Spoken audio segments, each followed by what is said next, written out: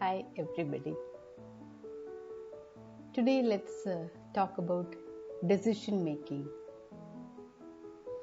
Have you ever thought of certain set of helpful skills that can be taught in schools? The most valuable set of skills which are going to be of great use to children in the next 10 to 13 years. I used to be taught English, maths, science, various technologies, even a foreign language. I used to be taught hand embroidery. I was taught how to sing. But let me tell you what I wasn't taught in school. I was not sure how to mind my relationships, how to make decisions, how to communicate in the most effective manner. But I came to know of that maybe at the age of 30 and realized personal growth is important and that I can make the decision at any point of my life from where I can build my life.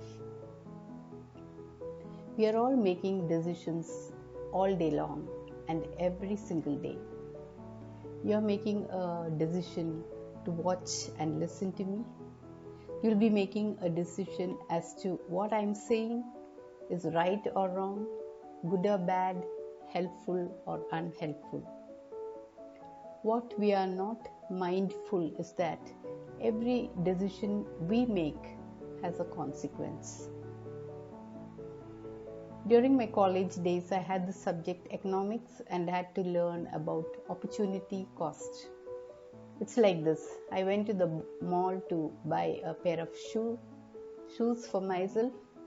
There were pairs costing rupees 1500 each. I had only rupees 1500 in my purse.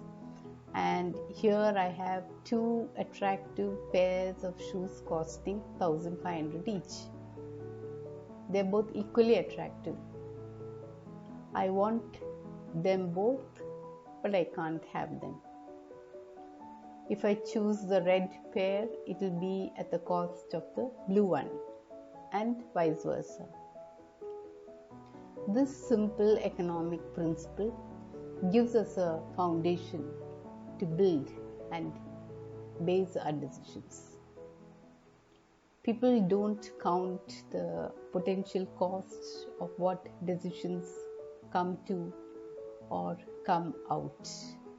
The basic principles of decision making, according to Gerard Hagen, author of the book Skilled Helper, are: know you are a fork in the road. Know you have options in your life and that they are critical. Become aware of the options available. Secondly, understand the dynamics of the situation. Mr. Gerard gives an example. Someone told him, I would like to do what you are doing. He replied, in my career, I have gone through many career decisions.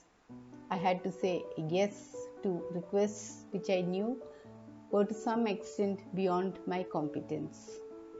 Mr. Gerard continued to state that he kept doing that again and again, and that he ended up in the boardroom of a large company, and he suddenly realized, what's the big deal?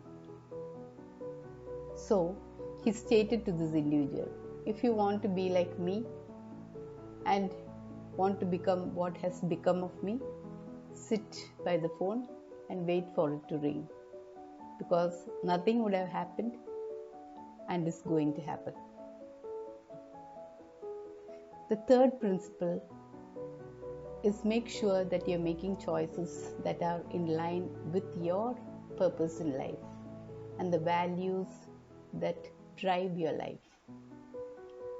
Fourth, understand the initial actions you have to work to take in order to start implementing your decisions you make.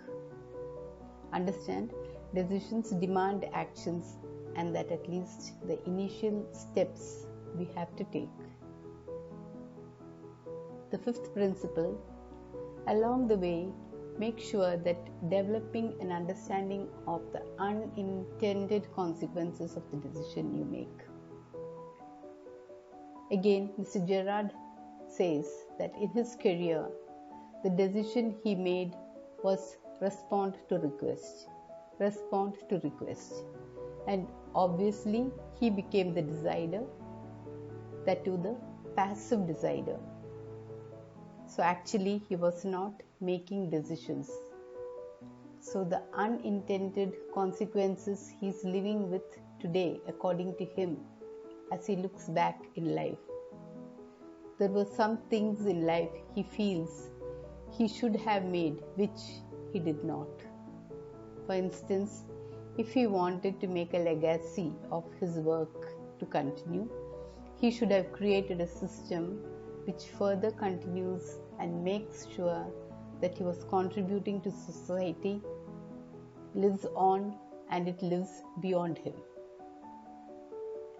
Finally, start acting on your decision immediately, but move down the action path flexibly.